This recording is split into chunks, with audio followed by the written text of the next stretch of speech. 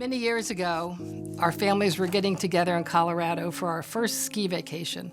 My one brother and his family, Stuart and I and our two girls, arrived on a beautiful blue sky day in Colorado. My older brother and his family couldn't get there that day. He was a pilot and shared his plane and couldn't get it until the next day, which was Good Friday.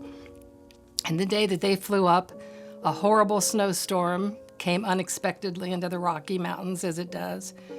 And this was in the days before GPS and good radar and some of these tiny little airports. And all five of my family, my brother, my sister-in-law, my three precious nieces, were killed instantly in a plane crash. It was a lot to deal with, as you can imagine. No one knew what it was like to lose a whole family, and no one really knew how to deal with us and how to share our grief or how to come alongside us. We didn't know how to deal with our grief. But we did know, remarkably, our faith was strong enough, my mother and Stuart and I, we knew where our family was. And we never doubted that they were in the presence of the Lord from the moment that that plane crash happened. Their faith was bold and I think accelerated because their life was short.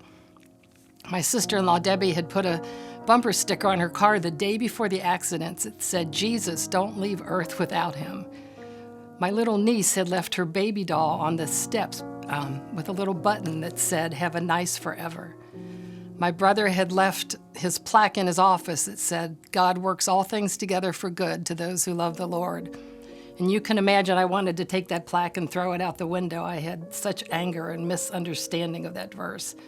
But I do still have that plaque on my dresser and look at it every day.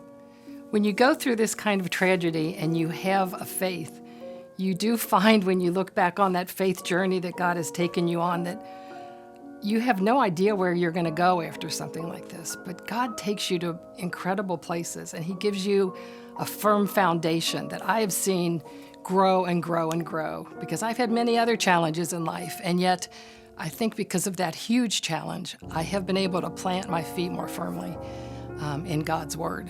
And I have to do it over and over because we're all weak.